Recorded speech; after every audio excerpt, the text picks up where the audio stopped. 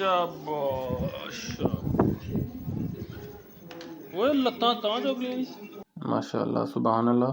Recipe हमारी मुकम्मल हो चुकी है, ये देखें मौसमी का जूस जो है ना तैयार हो चुका है माशाल्लाह।